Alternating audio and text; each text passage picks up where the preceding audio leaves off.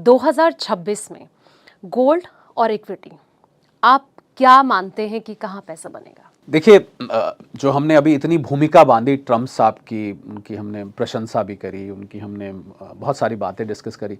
अगर ट्रम्प साहब का रवैया यही रहा जो अभी है, तो मुझे लग रहा है सोना चांदी 2026 में भी आपको चमकते दिखाई देंगे, जो अभी तक रवैया है। 2025 से भी ऊपर जाएगा? 2025 से भी आगे आप देख लीजिए, जब से 2026 शुरू हुआ है।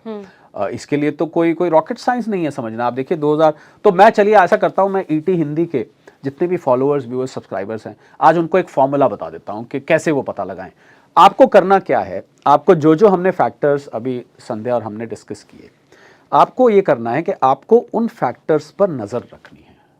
आप अब कहाँ नजर रखनी है, मैं आपको एक एक करके बता देता हूं। और ये बताने का फायदा क्या होगा बाद में बताता हूं। पहले आपको नजर रखनी है दुनिया भर के सेंट्रल बैंक्स क्या सोना बेचना शुरू कर रहे हैं या वो अभी भी खरीद रहे हैं। हाँ। और ये आप खंगालेंगे ना, इकोनॉमिक टाइम्स तो बहुत बड़ा प्लेटफॉर्म है, तो आपको ये खबर निकल आएगी कहीं ना कहीं कि whether the central banks around the world are buying gold और not buying gold. Number 1। Number 2, मैंने ना संध्या एक इंडेक्स बनाई हुई है हमारे ऑफिस में। वाकई ये इंडेक्स हमारे ऑफिस में अंतर्राष्ट्रीय स्तर पर नहीं है, उसका नाम है TMI। आप गेस करिए वो इंडेक्स क्या है। That is called Trump mood index. और हम उसको बाकायदा प्लॉट करते हैं और बाकायदा उस पर नजर रखते हैं, और ट्रम्प साहब के मूड पर नजर रखिए। दूसरा फैक्टर। तीसरा फैक्टर, US डॉलर को बाकी करेंसीज के मुकाबले कैसा रिस्पॉन्स मिल रहा है, उस पर आप नजर रखिए। चौथा, आप नजर रखिए जियोपॉलिटिकल टेंशंस पर। हम लोग मैंने टिपिकली देखा है संध्या के भारत में लोग, हम अपने आप में एक दुनिया है ना, यहाँ तो we are a world in itself, 1.45 billion people. तो हम लोग यहाँ पर इतने खो जाते हैं अपनी राजनीतिक खबरों में, इधर उधर की खबरों में। वहाँ किसी ने CCTV पे ये देखा, उसने ये देखा, उसने ये किया, इतना कुछ होता रहता है यहाँ पर। छोटे छोटे शहरों में बड़ी बड़ी बातें इतनी हो जाती हैं यहाँ पर कि we forget to track the global news. तो आप ट्रैक रखिए कि जियोपॉलिटिकल लेवल पर क्या हो रहा है। अगर आपको लगे कि ये विश्व युद्ध के हम और नज़दीक जाते जा रहे हैं, तो उस पर नजर रखिए। और ट्रम्प मूड इंडेक्स मैंने बता दिया। US डॉलर का मैंने, US डॉलर पे नजर रखिए, बाकी करेंसी वो मैंने आपको बता दिया, सेंट्रल बैंक्स आपको बता दिया। और ये भी नजर रखिए कि ETFs में कितना पैसा हर महीने आ रहा है। अगर आपको ये पैसा बढ़ता हुआ दिखाई दे रहा है, तो समझिए कि अभी सोने, तो ये जो 4-5 चीजें मैंने बताई हैं, अगर आप इनको अपने पास एक अपने डेस्कटॉप पर, अपने फ़ोन पर, अपने टैबलेट पर, जो भी आप यूज़ करते हैं, या कुछ नहीं तो एक नोटबुक पर, इन 4-5 चीज़ों को लिख के रख लीजिए। और उसके आगे आप वीक बाय वीक कॉलम बना लीजिए और उन 4-5 चीज़ों पे नज़र रखें। And I am sure there is no better platform than Economic Times and ET Hindi too, because Sandhya is always there to give you the news on what is happening in the world of economics and business.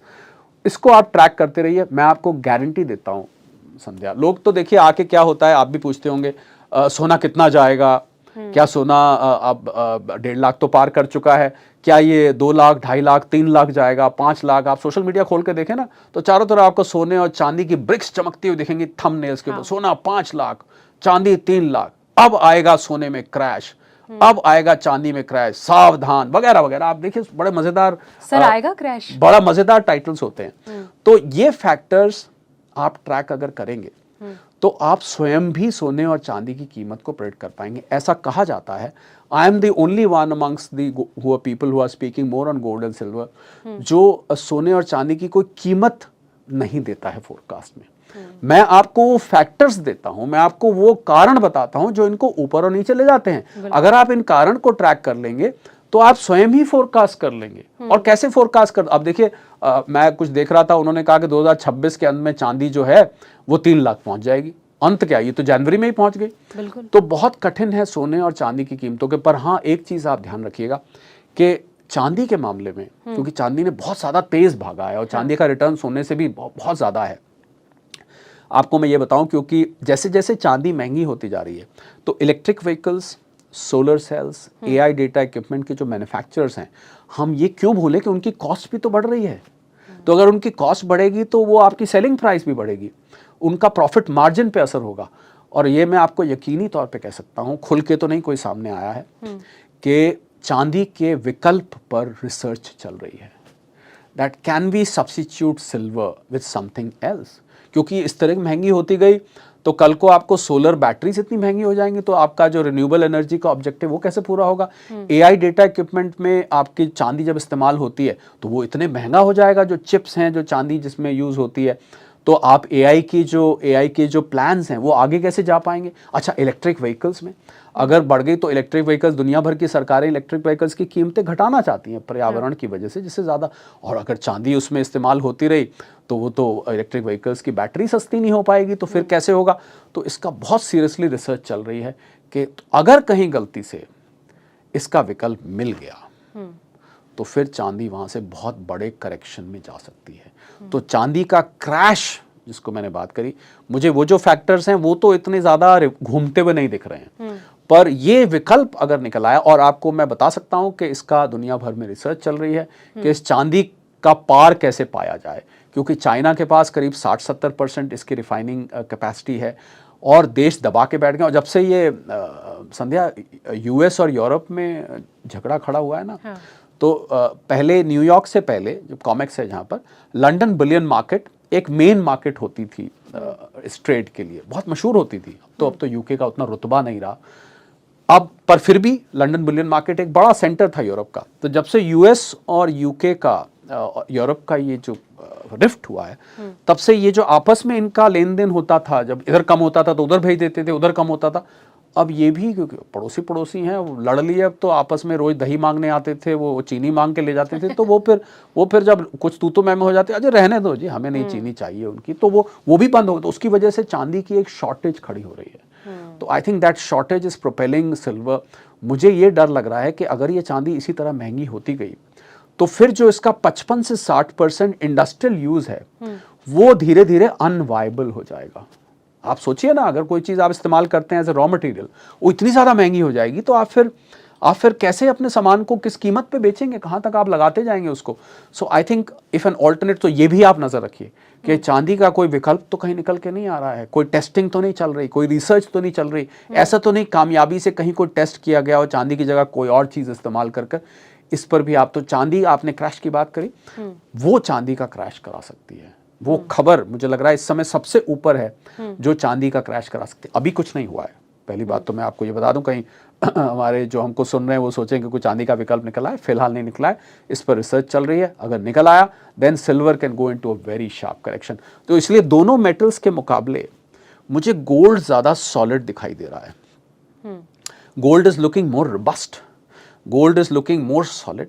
और gold में मुझे लग रहा है संध्या कि इतनी deep correction आई भी तो इतनी डीप नहीं आएगी, जबकि चांदी जो है वो बहुत नीचे, तो जो तेज भागता है ना, वो जब गिरता है तो चोट भी उतनी ज़्यादा लगती है। सोना भागा है पर चांदी बहुत तेज भागी है, तो इतनी तेज भागने पे गिरेंगे तो फिर बहुत चोट लगेगी। तो इसलिए चांदी में जो लोग हैं, मैं ये सलाह दूंगा, हालांकि कोई भी निवेश की सलाह यहाँ पर नहीं दी जा रही है, मैं ये डिस्क्लेमर देना चाहूँगा, आप अपने इन्वेस्टमेंट और फाइनेंशियल एडवाइज़र से सलाह लेके निवेश करें। हम और आप एक एनालिसिस कर रहे हैं, एक चर्चा कर रहे हैं, एक न्यूज़ को डाइसेक्ट करने की कोशिश कर रहे हैं। तो मैं सलाह दूंगा कि जो लोग चांदी में, जिन लोगों ने निवेश किया हुआ है, तो आप प्रॉफिट बुक करते चलें। अगर आपको फ़ायदा हो चला है, आपके घर में रखे वो जो पैदा होते हैं ना संध्या, जब तो चांदी के चम्मच से शहद पिलाया जाता है, कटोरी में डाल के। तो अगर आपके वो पड़े हुए हैं और चांदी के चम्मच और वो कटोरी आपको लग रहा है ये तो भैया मैंने 5 रुपए की ली थी, आज ये 50,000 की हो चुकी है, भारी भरकम है, प्रॉफिट बुक करते चलिए, प्रॉफिट बुक करिए, कुछ रख लीजिए अपने पास। और एक गोल्ड सिल्वर रेशियो होता है जिसको GSR कहते हैं, वो रेशियो इस बार 50 से नीचे आ गया है, यानी कि 1 ग्राम सोना और 1 ग्राम चांदी, उसको हम गोल्ड सिल्वर, वो 50 से नीचे आ गया। तो आप ऐसे कर सकते हैं कि 50 से नीचे आया है तो आप कुछ थोड़ा बहुत अपना प्रॉफिट बुक कर लीजिए। So profit in the bank is better than profit in the box. जो प्रॉफिट आपकी जेब में आ गया, खाली देख देख के खुश होते रहेंगे कि मेरे लॉकर में वो जो मैंने कंगन बनवाए थे 50,000 के, आज वो 2.5 लाख के हो गए। ख्याल अच्छा है, पर मुझे लगता है अगर 4 कंगन है तो 2 बेच भी दीजिए, आप प्रॉफिट बुक करिए, कुछ बैंक में लीजिए, फिर जब करेक्शन हो तो जाइए। So the magic word is stay long term and do in smaller pieces. जब करेक्शन आए, that is the way to go. हालांकि you should consult your investment expert. Sir एक सवाल मेरा आखिर में आपसे ये कि जिस तरीके से पर्सनल फाइनेंस आप इतने डीपली देखते हैं, सर मैं चाहूँगी एक बार हमारे व्यूवर्स को बता दें कि कहाँ पर पैसा उनका बन सकता है और कहाँ पर वो इजीली अगर वो बिना रिस्क लिए इन्वेस्ट करने की सोच रहे हैं तो कहाँ पर वो कर सकते बहुत हैं। अच्छा आपने आखिर में सवाल पूछा है, क्योंकि इस सवाल में मैं जो कहना चाह रहा था और जो मैं भूल रहा था आपने मुझे याद दिला दिया। जो वैश्विक सिचुएशन बन रही है संध्या, उसमें मुझे कहीं मंदी की आहट लग रही है। इंडिया में उसका असर कम होगा। जो ट्रम्प साहब जो हरकतें कर रहे हैं और जो भू राजनीतिक और भू आर्थिक यानी जियो इकोनॉमिक और जियो पॉलिटिकल सिचुएशन बन रही है, कहीं मुझे मंदी की आहट इस साल सुनाई दे रही है। तो ऐसे में आपकी स्ट्रैटेजी ये होनी चाहिए कि आपको अपना पैसा फैला के रखना चाहिए। Do not put all eggs in the same basket. 20% shares में किसी एक्सपर्ट से सलाह लेके, सीधा तैरना नहीं आता हो तो स्विमिंग पूल में नहीं कूदना चाहिए, किसी एक्सपर्ट से सलाह लीजिए। ईटी हिंदी को बहुत क्लोजली फॉलो करिए, आपको यहाँ बहुत सारी शेयर्स के बारे में जानकारी समय समय पर मिलती रहती है। Correct me if I am wrong. 20% shares में, 20% म्यूचुअल फंड्स में, 20% फिक्स डिपॉजिट्स में भी। हालांकि मैं उसको बहुत आलसी इन्वेस्टमेंट मानता हूँ। 4-5% रिटर्न है, टैक्स कटा के 4%, पर फिर भी कुछ लिक्विडिटी आपको रखना चाहिए जो एकदम से आप पैसा निकाल सके। 20% गोल्ड एंड सिल्वर में और 20% रियल एस्टेट में। So if you go for these 5 asset classes Sandhya, you are spreading your risk across 5 asset classes. तो अगर मंदी आती है और या ट्रम्प साहब फिर कुछ ऐसा शगुफा निकाल देते हैं और कोई एक एसेट क्लास रिएक्ट करना शुरू कर देता है नीचे, तो at least your money is kept in multi asset. So multi asset allocation is the magic strategy for 2026 that spread your risk. तो इसमें क्या होगा कि हो सकता है आपका टोटल रिटर्न, अब आप ये कह सकते हैं कि अभी तो आपने बताया कि भाई सोना चांदी 2026 में भी बल्ले बल्ले करेगा। अब आप कह रहे हैं कि सोना चांदी में सिर्फ 20% रखिए। So you know higher return will expose you to higher risk. आप जितना ज़्यादा रिटर्न लेंगे फिर रिस्क भी उतना ही है। मैं ये नहीं चाहता हूँ कि आपका नुकसान हो, तो इसलिए आप अगर फैला के रखेंगे, हो सकता है ओवरऑल रिटर्न आपको कम आए, पर एटलीस्ट सेफ रहेंगे आप। खून पसीने की कमाई होती है ना संध्या, उससे खिलवाड़ नहीं करना चाहिए, उससे बहुत ज़्यादा एडवेंचर नहीं करना चाहिए, बहुत ज़्यादा रिस्क नहीं लेना चाहिए। So I think multi asset allocation is the answer to your question. बिल्कुल।